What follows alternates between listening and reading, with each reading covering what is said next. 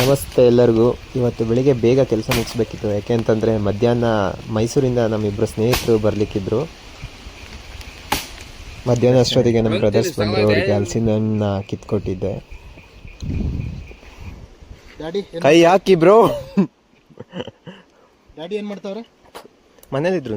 ನೀವು ಬಂದು ನೀವು ಲಕ್ಕಿ ಡೇ ಇವತ್ತು. ಹಿಂಗೆ ಇಲ್ಲಿ ಬಂದು ನೋಡಿ. ಮಶ್ರೂಮ್ ಸಾಂಬಾರ್ ಮಾಡೋಣ ಇವತ್ತು.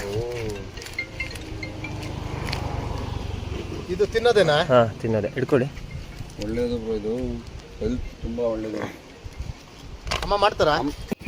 ಹಾಗೆ ಮಶ್ರೂಮ್ನ ತಗೊಂಡು ಮನೆ ಹತ್ರ ಹೊರಟ್ವಿ ನಾವು. ಅಮ್ಮ ತಗೋ, ಇದು ಅಣಬೆ ಸಾರು ಮಾಡು ಸಂಜೆಗೆ.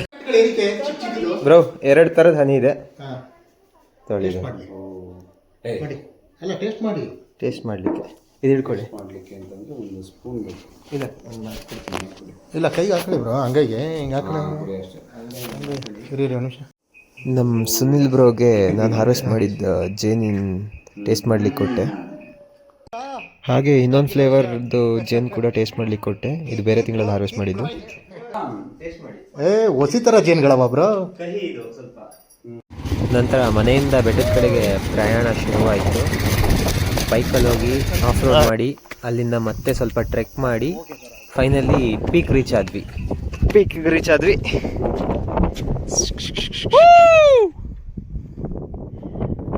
ಫೈನಲಿ ಏನಾಗಿದ್ದು? Off road effect, hardcore. Brothers ಊಟನ ಪಾರ್ಸಲ್ ಮಾಡ್ಕೊಂಡು ತೊಗೊಬಂದಿದ್ವಿ. ಬೆಟ್ಟಕ್ಕೆ ತೊಗೊಂಡೋಗಿ ತರ್ತಿದ್ವಿ. ವ್ಯೂ ಮಾತ್ರ 5 ಸ್ಟಾರ್ ವ್ಯೂ. ಸೊ ಊಟ ಮಾಡ್ಕೊಂಡು ಮತ್ತೆ ವಾಪಸ್ ರಿಟರ್ನ್ ಹೊರಟ್ವಿ ಅಲ್ಲಿ ಬೆಟ್ಟದಿಂದ. ಹಾಗೆ ಬರಬೇಕಾದ್ರೆ ನಮ್ಮ ಬಾಯ್ಸ್ ಕ್ರಿಕೆಟ್ ಆಡ್ತಿದ್ರು.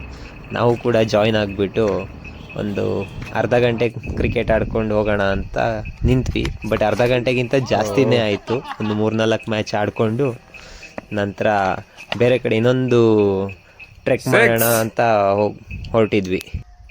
ಕ್ರಿಕೆಟ್ ಆಡ್ತಾ ಟೈಮ್ ಆಗಿದೆ ಗೊತ್ತಾಗಿಲ್ಲ. ಹತ್ತತ್ರ ಕತ್ಲೆ ತನಕ ಇಲ್ಲಿ ಗ್ರೌಂಡಲ್ಲೇ ಇದ್ವಿ. ಅದಾದ್ಮೇಲೆ ಹೊರಟಿದ್ದು ನಾವು. ತೋರ್ಸು